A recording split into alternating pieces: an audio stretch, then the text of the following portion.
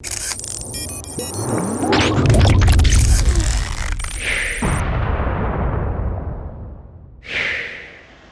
what's going on everyone? Vega here for SerpentX Tech, and in this video we'll be taking a look at the Asus ROG Strix G16 laptop. This is the 2023 variant with an Intel CPU and Nvidia RTX 4070. I just want to go over some of my experience with it, some of the pros and cons I bumped into, and then cap it off with some of the performance gains that we've seen jumping from my original 2019 Acer Predator Helios 300. So 13th gen i9 13980HX, as I said, second best mobile CPU you could get out there. This thing does have 24 cores and 32 threads. The memory is 16 gigabytes total, but it's only 4800 megahertz speed. And I do have a kit that where I'm upgraded to. It's 5200 megahertz versus 48 and a little bit more capacity, 32 instead of 16, which is the max capacity you could fit on this particular model.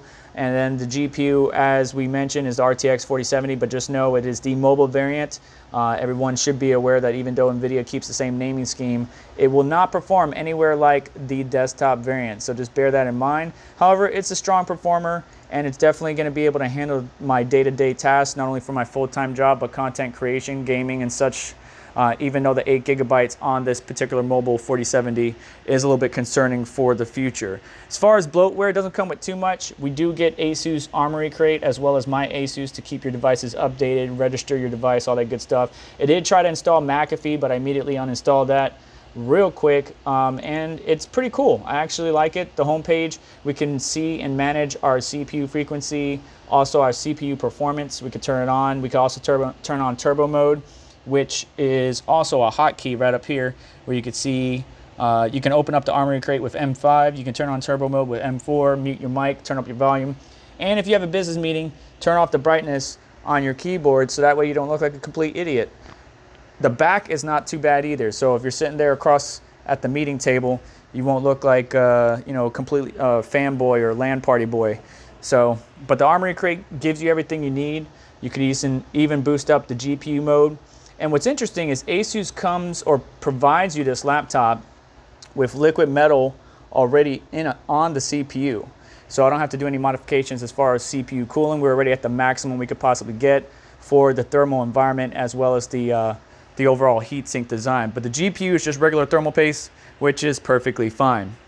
Additionally, in the Armory Crate, you got Aura Sync, where you can manage your RGB of your keyboard. The keyboard, by the way, is not low profile, you know, MX switches or anything like that, just regular keys, but it's nice. It gets the job done. Good feedback, good feel. You also get a light bar, RGB light bar up front, which is nice, but can be annoying at nighttime. You can change and manage the effects, not only with the keys on your keyboard or the Armory Crate, but nighttime, definitely need to turn off that light bar, and I did that under settings where I put the laptop to sleep, and that light bar will go away, because if you don't and you have your laptop power cord plugged in, this light bar will kind of act like Knight Rider, and it'll be like a red beam going across ever so often, just driving you up the wall. Now for I/O, on the left hand side we get obviously our power port, Ethernet at 2.5 gig, the HDMI port, Thunderbolt, and a display port, both Type-C, 3.5 millimeter jack. And then on the right hand side we get two USB Type-A's. So if that's not enough USBs, you could just always use the Type-C one, get a hub, and be good to go. We have plenty of ventilation too on all sides of this laptop, making sure that cool air is flowing from the bottom into the heatsink, which actually has triple fans. If we look at the bottom here, which is really nice, it has 3 fans. We got one in the bottom right here, one in the bottom left, and one in the middle, sucking air in, which is why you should have a decent lap pad to make sure that good airflow is going on this laptop, keep everything nice and cool, and a 1 terabyte NVMe SSD Gen 4. So pretty nice, and in a compact design. So let's move on to performance.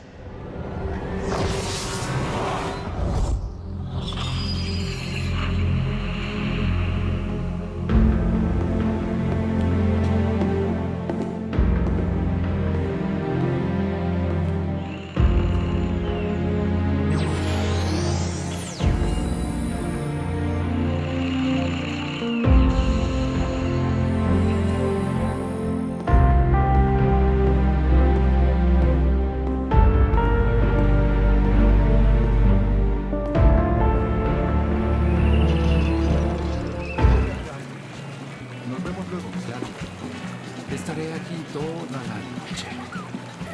¡Hey! ¡Cuidado, niños!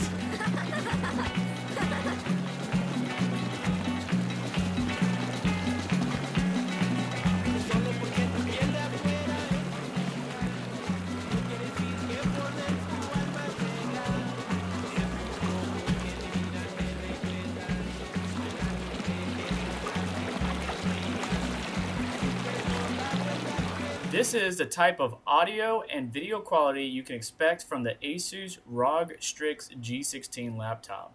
Most of the models, whether it's a 4080 or a 4090, all use this 720p camera at the top of the LCD.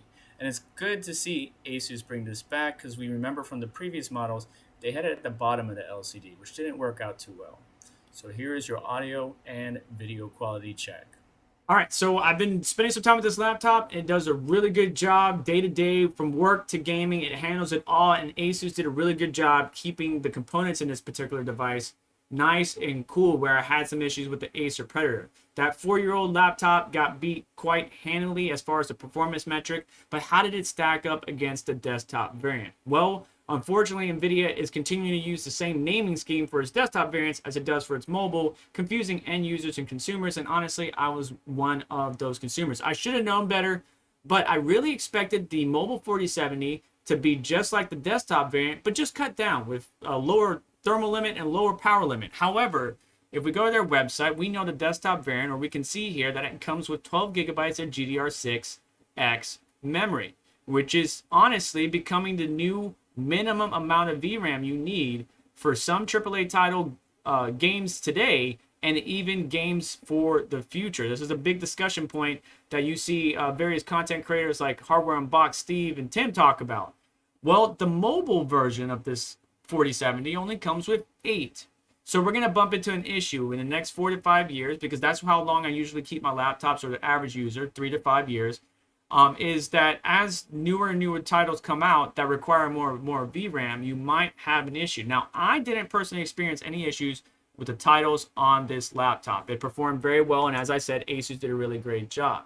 But that's Nvidia using its various tricks and software like DLSS to smooth out the gameplay. Hogwarts Legacy, though, did max out the VRAM. I was using the full amount of memory, and that's a bit concerning for the future of gaming with this laptop. However, there's a couple of perks that we have. Not only can we overclock the laptop a little bit more, not only the GPU but the CPU through Armory Crate provided by Asus, but we have Thunderbolt. And with Thunderbolt, we can use an external graphics card to go ahead and give us a little bit extra oomph. Now, for me, that wouldn't be something I would do. It is something that we could do with this laptop, but not something I would do because I have a desktop. If I really need that extra grunt for gaming, I just come over to the desktop and play for a little bit and then call it a day and use the laptop for my day-to-day. It did great in encoding. It did great for work. Besides the poor camera quality, which is a 720p, I don't know why Asus didn't choose 1080p. It does everything I needed to on a day-to-day and perfectly just fine. But I think Nvidia could have done a little bit better and not, confused people with the same naming scheme and gone back to like 4070M or whatever it might be. Moving on, Asus, like I said, did a really good job. Right now, we're looking at the power numbers for the 4080 and the same CPU. Stock, it comes with 55 watts, or the power limit for the CPU is 55 watts. And the 4080 is 175, but the 4070 is 140, which is perfectly fine. Because even during gaming, I didn't even get that high. I actually was getting to like 128, 125, because I was hitting the thermal limits before anything else. Now with the turbo boost, we can push the memory or the CPU a little bit harder. And matter of fact, that's one of the things I like about Armory Crate. Now I could use Intel XTU to overclock my CPU and MSI Afterburner to overclock my GPU. But Armory Crate does make it a little bit easier for you. Besides being clunky and a little bit slow, you can use it to manage. So I have the GPU on Ultimate, and then besides the silent performance and turbo modes I can select, there's also a manual mode. And it gives us a little warning, and it even tells you if you do overclock too far, what you need to do to fix it, which is holding the power button for 15 minutes. And you can see the CPU, the low power limit 1 is 55 watts, power limit 2 is 70 watts. So we could push this beyond the 65 watts that you just saw. Obviously, we're going to start bumping into thermal issues. The CPU on this did hit 105 on a couple of performance cores, but but that's because I was doing some heavy benchmark with heavy workloads with manual overclock. So you can overclock this, but not too much. More importantly, it's upgradable. Now on Asus's website, they did use liquid metal to cool this damn thing. Intel, we both know, gets pretty hot. 24 core, 32 threads, it's going to get pretty dang hot. So they use Thermal Grizzly Conductor Not Extreme, and I've used liquid metal before, and it does a pretty good job of dropping thermals. But they have a little plate around the GPU core to stop the liquid metal from shorting out or bridging any connections or shorting any SMDs or anything like that. The marketing says 15 degrees cooler than normal thermal paste, and I can vouch for that. I've seen 20 to 25 C drop on some of the components I use liquid metal on. So it does get the job done. But more importantly, it's how Asus manages its airflow. It pulls in air from the bottom and exhausts it out the back and both the back left and back right sides. And as long as you have a good laptop pad to put this thing on, it will stay nice and cool. Or if you're on a desk, just make sure you're not dropping it on a thick quilt and you'll be perfectly fine. So the three main gripes that I have in summary with this laptop is 1, the camera. 720p camera, I wish Asus would have used a 1080p camera.